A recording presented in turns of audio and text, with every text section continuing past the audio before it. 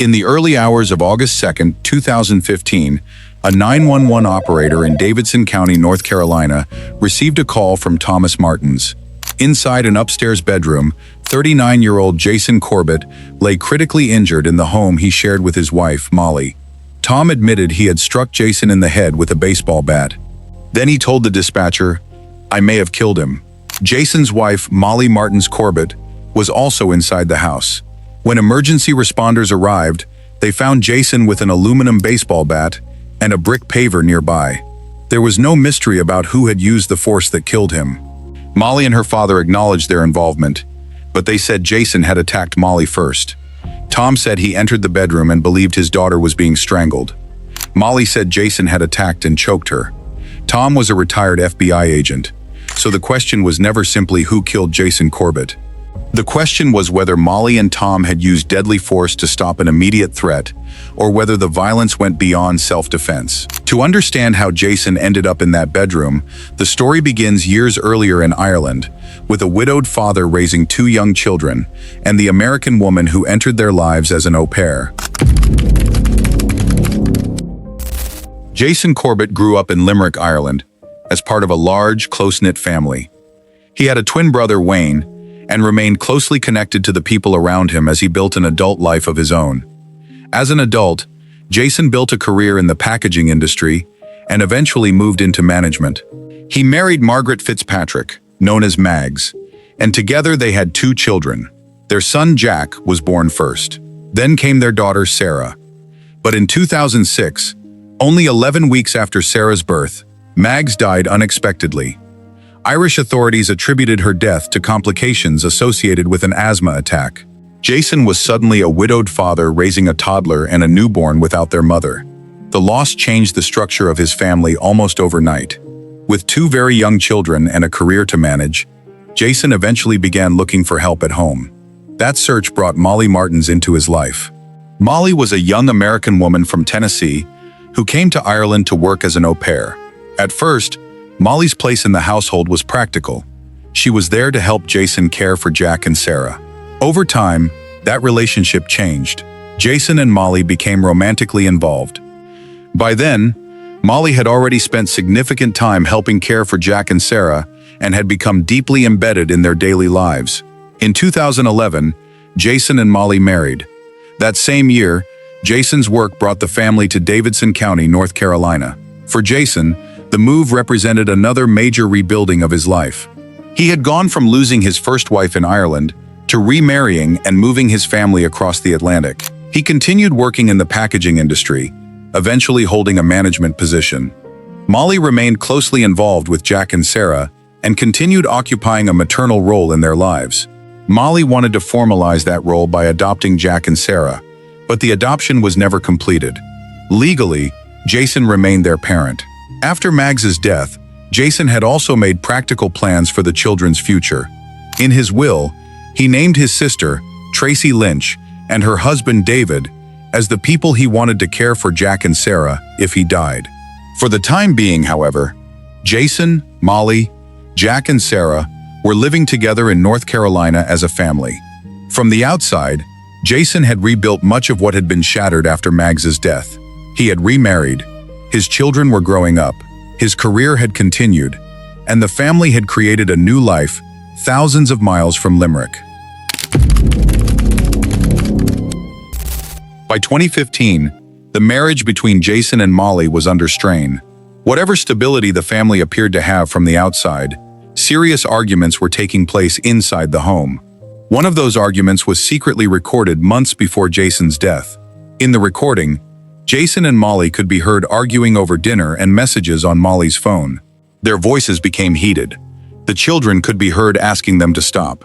The recording could not establish the full nature of their marriage, but it did show that serious conflict was occurring in front of Jack and Sarah. Molly remained deeply attached to the children. She had helped care for them since they were very young and had occupied a maternal role in their lives for years. But because Molly had never legally adopted Jack and Sarah, the possibility of separation carried another uncertainty. She could not assume that the maternal role she had occupied for years would continue if the marriage ended. That uncertainty was significant. By the summer of 2015, The family was still living together in Davidson County. Then came Saturday, August 1. That evening, Molly's parents, Thomas and Sharon Martens, drove in from Tennessee to stay at the Corbett home. They arrived at around 8:30 p.m. Tom was a retired FBI agent who had also worked as an attorney. Among the items he brought from Tennessee were an aluminum baseball bat and a tennis racket. He said both were intended as gifts for Jack. At that point, Jack was not yet home. He had been attending a friend's party. Jason had been drinking beer and socializing with a neighbor, and Tom later described him as pleasant. Nothing about the early part of the visit suggested an immediate confrontation. There was conversation in the house, and the evening continued without any obvious dispute. Jack returned from the party at around 11 p.m. By then, Tom decided it was too late to give him the bat and tennis racket that night. The gifts remained inside the house. As the evening wound down, the adults began preparing for bed. Tom and Sharon were staying in the downstairs guest room, directly beneath the master bedroom where Jason and Molly would spend the night. Jack and Sarah were also inside the house. Whatever tensions existed within the marriage, nothing during the visit had yet required police intervention or caused anyone to leave the home. The household settled down, the house went quiet, and the baseball bat Tom had brought from Tennessee was still inside. Sometime during the early hours of August 2nd, the quiet inside the Corbett home was broken by noise from the master bedroom. Tom later said he woke after hearing thumping from the bedroom above him, followed by a scream and raised voices. He got out of bed, took the aluminum baseball bat he had brought into the house earlier that evening, and went upstairs. There was no independent adult witness to what happened before Tom entered the bedroom. Tom said he opened the door and saw Jason holding Molly by the neck and threatening to kill her. He claimed he struck Jason with the bat because he believed his daughter was in immediate danger. According to Tom, Jason briefly gained control of the bat during the struggle before Tom recovered it and continued striking him. Molly was also involved in the violence. She struck Jason with a brick paving stone that was inside the bedroom. Molly said the confrontation had begun earlier, after Sarah became frightened and needed help during the night. She claimed Jason woke, became angry, and eventually began choking her. What happened during those first moments could not be independently established. What could be established was what followed. Jason was struck repeatedly with two blunt objects. When the violence ended, he was lying on the bedroom floor. Tom called 911. During the call, he acknowledged that he had struck his son-in-law in the head with the baseball bat. Then he told the dispatcher, "I may have killed him." The dispatcher instructed Molly and Tom to begin CPR. When emergency personnel entered the house, Molly was performing chest compressions on Jason. A baseball bat and a brick paver were nearby. Jason could not be revived. He was 39 years old. The medical examiner found multiple blunt force injuries, including at least 10 areas of impact to Jason's head, and evidence of a minimum of 12 blows. Those findings established the amount of force used. They did not, by themselves, establish whether that force had been legally justified. Molly's condition also became part of the investigation. A deputy noted dried blood on Molly's forehead and face, but did not describe obvious external injuries. Emergency personnel documented redness around her neck after Molly said Jason had choked her. The redness was evidence investigators had to consider, but it could not establish by itself exactly how it had been caused or what had occurred before Tom entered the bedroom. Molly and Tom did not deny using the force that killed Jason. The issue for investigators was whether the physical evidence supported their claim that the violence had been necessary to stop an immediate threat. Detectives now had to compare their accounts with the autopsy findings, the bedroom scene, the weapons, Tom's 911 call, and the redness documented on Molly's neck. The case was therefore very different from a homicide investigation involving an unknown attacker. Police already knew who had inflicted the fatal blows. What remained unresolved was whether the force had stopped a genuine and immediate threat or had continued beyond what self-defense could justify. Before we examine the conflicting accounts investigators uncovered next, take a moment to like the video and subscribe if you appreciate carefully researched, evidence-first true crime documentaries. Jason's death was now a homicide investigation. The question was no longer who had inflicted the fatal blows. It was whether the evidence supported the reason Molly and Tom gave for using them. In the days after Jason's death, investigators were no longer working only with the accounts given by Molly and Tom. There were two other people inside the house who had lived with Jason every day, Jack and Sarah.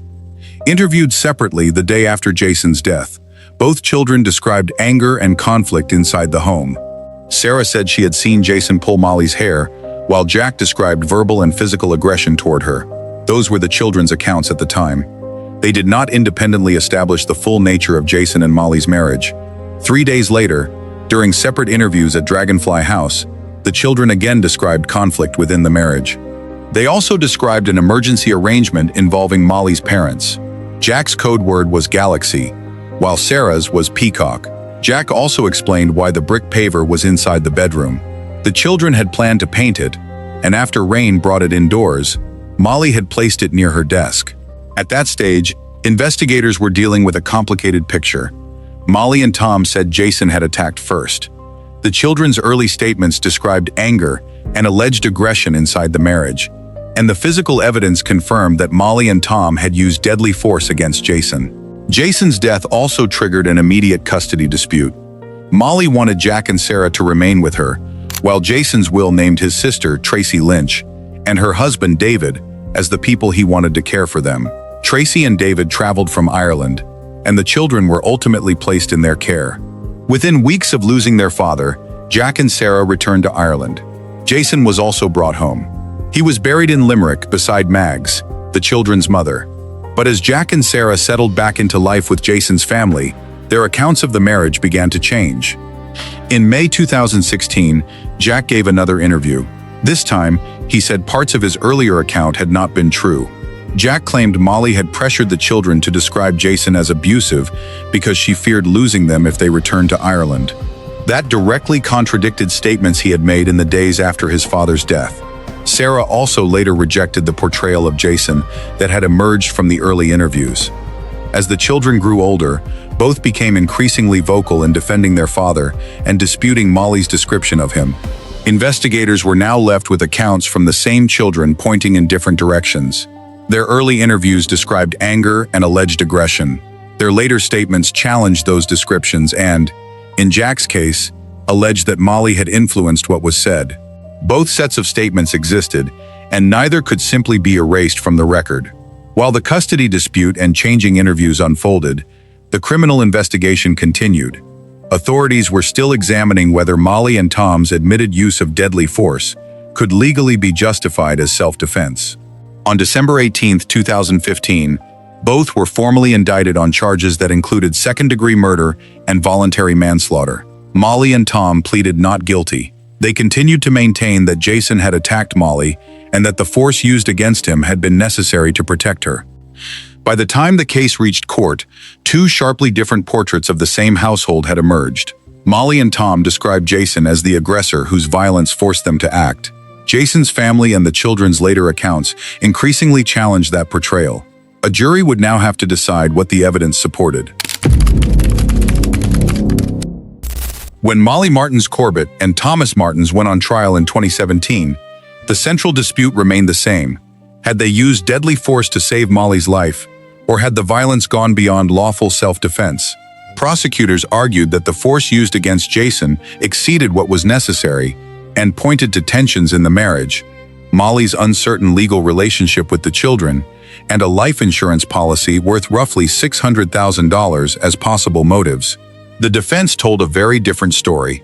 Molly maintained that Jason had attacked and choked her.